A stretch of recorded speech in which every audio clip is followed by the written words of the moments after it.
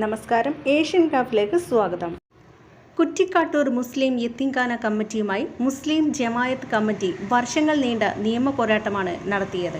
ആയിരക്കണക്കിന് മുസ്ലിം മതവിശ്വാസികൾക്കുള്ള കണിയാത്ത് മാണിയമ്പലം എന്നീ 2 മഹല്ലുകളിലെ വ്യവസ്ഥ സ്ഥാപിതമായി മദ്രസകളും മസ്ജിദും സ്കൂളുകളും മറ്റും ജനസേവ പ്രവർത്തനങ്ങളും നടത്തിവരുന്ന 1954 രൂപീകരിച്ച കമ്മിറ്റിയാണ് കുറ്റിക്കാട്ടൂർ മുസ്ലിം ജമായത്ത് കമ്മിറ്റി.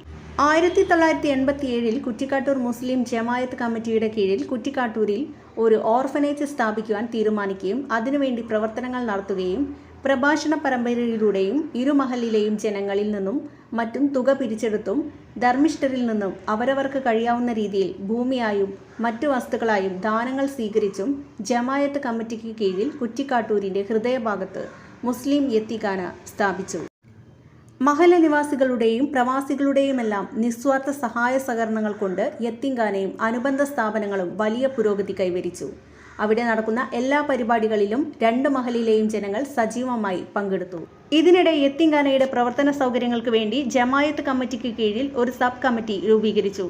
ഈ കമ്മിറ്റി കുറ്റിക്കാട്ടൂർ മുസ്ലിം യത്തീംഖാന കമ്മിറ്റി എന്ന പേരിൽ ജനറൽ ബോഡി മെമ്പർമാരോ പ്രവർത്തക സമിതിയിലെ കൂടുതൽ പേരോ അറിയാതെ മറ്റൊരു സ്ഥാപനമായി മാറ്റി.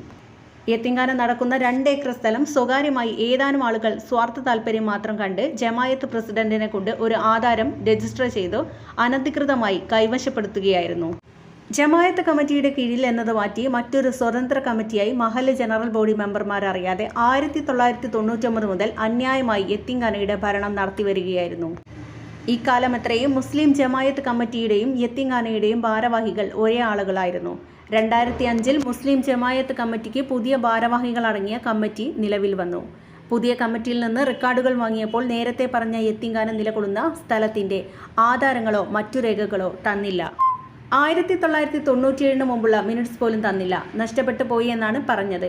പഴയ കമ്മിറ്റിയുടെ കാലത്ത് നടത്തിയ ഗൗരവമേറിയ ഈ കള്ള രജിസ്ട്രേഷൻ മനസ്സിലാക്കി ഇരുമഹല്ലിലെയും എല്ലാവർക്കും അവകാശപ്പെട്ട പ്രസ്തുത സ്ഥാപനം 13ഓളം കുടുംബങ്ങളിലെ 74 പേരുടേത് മാത്രമായി പരിമിതപ്പെടുത്തി മാറ്റപ്പെട്ടതിനെതിരെ കേസ് ഫയൽ ചെയ്യാൻ 2/12/2005 ചേർന്ന മുസ്ലിം ജമായത്ത് കമ്മിറ്റിയുടെ ജനറൽ ബോഡി തീരുമാനിച്ചു. യത്തീംഖാനയും വസ്തുവകകളും തിരിച്ചു ലഭിക്കുന്നതിനായി യത്തീംഖാന സബ് കമ്മിറ്റിയോട് ആവശ്യപ്പെട്ടു. എന്നാൽ ജമായത്ത് കമ്മിറ്റിക്ക് തിരിച്ചു നൽകാൻ അവർ കൂട്ടാക്കിയില്ല. തുടർന്ന് അന്നു മുതൽ മുസ്ലിം ജമായത്ത് കമ്മിറ്റി നിയമ പോരാട്ടം നടത്തുകയും ചെയ്തു. നമ്മളെടുത്ത് കൊണ്ടുപോയിട്ടുണ്ട്. എന്തായാലും ഈ സ്ഥലവും ഇവിടുത്തെ ബിൽഡിങ്ങുകളും പരിപൂർണമായ രേഖ പ്രകാരം മുസ്ലിം ജമാഅത്ത് കമ്മിറ്റിക്കുള്ളതാണ്. അതിൽ നേരത്തെ പറഞ്ഞ ഈ യത്തീംഖാന കമ്മിറ്റിക്ക് യാതൊരു വിധത്തിലുള്ള അവകാശവും ഇല്ല എന്ന് ഞങ്ങൾ തീർത്തു പറയുന്നു. അത് കോടതികളൊക്കെ പറഞ്ഞിട്ടുള്ളതാണ്.